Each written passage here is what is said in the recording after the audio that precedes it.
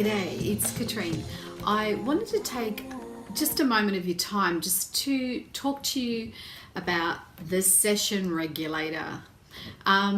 This is a little device that I've put together based on many years of having to manage fairly tricky sessions when children would be quite self-directed in their activities, and I'd have to keep working to re-rail them back onto task. And I'm sure many of you have got students who are continuously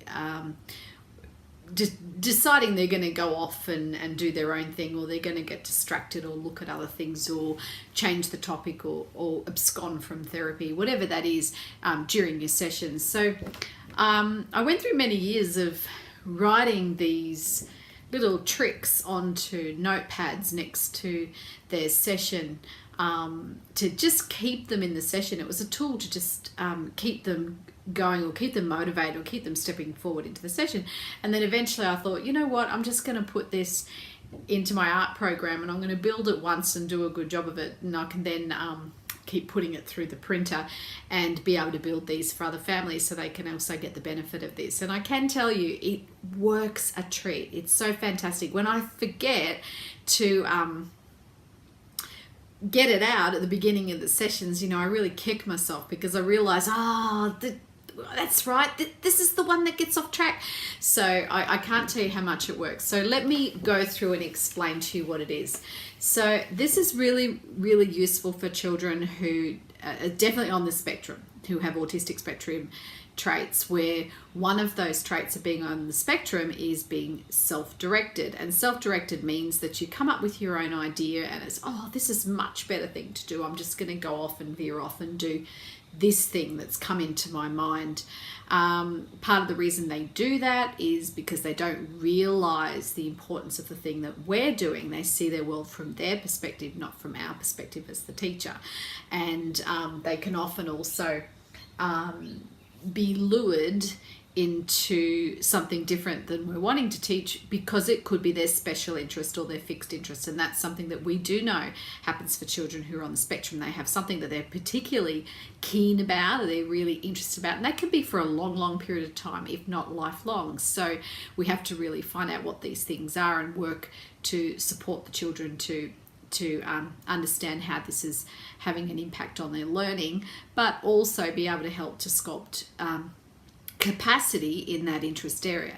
So there's some of the reasons kids can get off track. Others are inattentive, others are they're unfiltered focused kids, so basically all the sensory information is coming at once and they don't know which part to attend to first. So one of the first things to take notice of in the session regulator is this part here. Now this is designed to support the flow of the session. So children on the spectrum will often need to know what the flow of the session's going to look like, because they walk into a session and they don't know if the task is going to take 20 minutes or if it's going to take 5, if it's going to take 60 minutes, but they just know that could feel like a really long period of time, and that could actually trigger a meltdown. So when they've got a better idea of what's provided to them and a clear visual schedule of what that is, it brings about a lot more calmness. So the first thing is what we can do is inside these sections here, you can stick a picture or write. I can sometimes just write because my children might be literate, and I'll just write in the activity that we're planning to do. So for example, it might be a reading activity, which might be a tutor system. It might be a specific irregular verb app, or whatever the goal is that we're actually working on, we can write it in there. Okay, for any age, this is why it's really cool, because it's any activity at any age. And then, as you can see, I'm using some sequential language here. First, I will do. Then, secondly, I will do. So introduction of the concept then. So first and then. Then finally, I will do. So we're using these words to signify the sequence and the flow of events that can help also with children's early narrative skills. So When the task is finished, this will close, and it does Velcro, okay, when it's closed, and we're finished. Okay, that can then be where they're issued with their reward as they're moving through the tasks. Now that third task, that might be actually the thing that they select, the thing that's most motivating for them to do. Okay, so this is regulating the flow of the activities.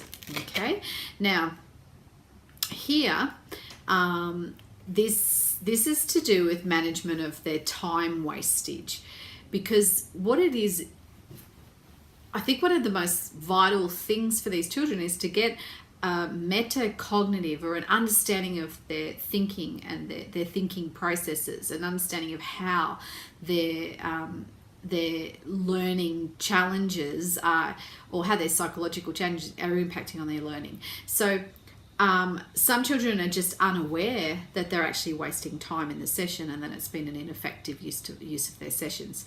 So what I do is, for children who are aware of the clock, I will bring in that there's sort of a permissible yellow area here. And then what happens is, if I find that they're off track, I will then, just using a marker, a black marker or so that you can wipe off, I will just then draw a line to indicate we've lost a minute, or we might have lost 5 minutes, and then I'll educate them on that and say, well, you've lost a minute, and if that black grows further than the yellow, I win the session. And then I'll often have negotiated at the beginning of the session that whatever that thing you're working for will be removed if you don't, if you've lost all your time. So there is a slightly darker yellow here. You may not quite see it on the video, but that can be used for then becoming more strict with that time schedule. Okay, now and it really works. It's like when I'm using the schedule, I just have to even grab the pen and start just writing a minute, and then all of a sudden they'll back it off, and they'll get back to task. So sometimes it's just the prompt we're needing, and it changes it to be more like a game and less like a nag. Can you get back on task? Can you get back on task? Can you get back on task? Don't forget to get back on task. And so after a while, that can be really wearing thin for children who have challenges with behavioral and psychological management, that they're not quite aware sometimes that they're doing this. So I think it's a much more positive way of interacting with them whilst they're learning these skills, because remember, they are impairments and they are learning these skills. It's not necessarily because they're naughty or they're trying to get off track. They're actually learning how to re-rail themselves. They're learning how to keep on track themselves, just like another student might be learning how to coordinate their body to walk, or another is coordinate their fingers to write. These children are actually learning how to organize their thought processes so that they can actually remain in an interaction or remaining in a learning task. So just be really mindful of that when we're working with children who might be on the spectrum. Now this one here on the back, this is about teaching them about the function of derailing and re-railing, as I mentioned earlier. So some students are unaware that when they're doing a lesson that they actually will talk off task. They're unaware that we're in the middle of doing a lesson and then they'll break into song about something that happened on the weekend. They went to the beach or something like that. And whilst it's really nice to have a chat and it's lovely to get to know each other and etc. in the session, it is still chipping away at the time that we could be working on the task.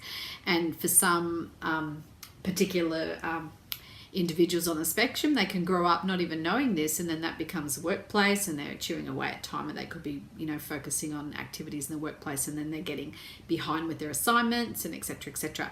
So this is about teaching them to have the discipline to keep on track, and it's also teaching about it's teaching them the ability to know when they are off track and when they're on track within the context of what they're talking about.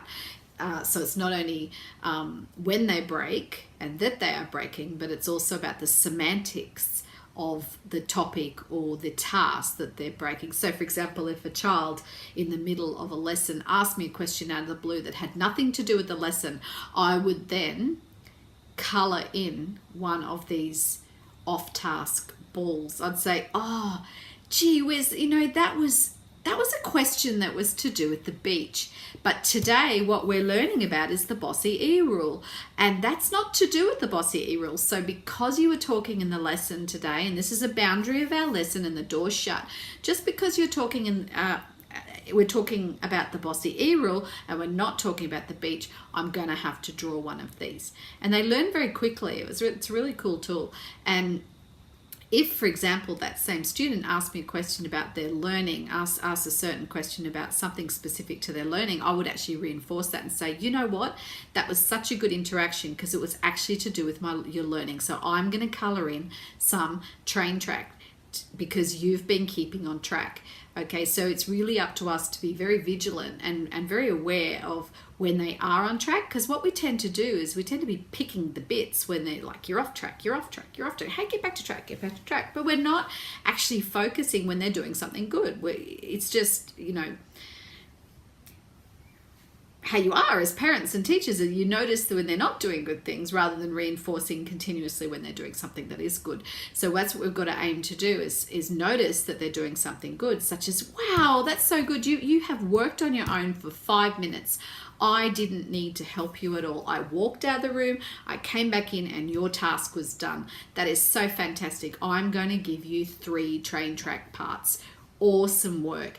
And the aim of this game is their train track has to be in front of the balls where they're derailed, and at the end, if they do that, they win. Okay, so because sometimes they may not actually get to end. That's okay, but what we want to do is teach them to have that discipline to keep on track rather than to derail. And these end up working as really great visual cues to keep that going up here, so that eventually they can transfer that skill into not requiring this, and then they can be observing themselves in an interaction with another person, for example, or in a lesson.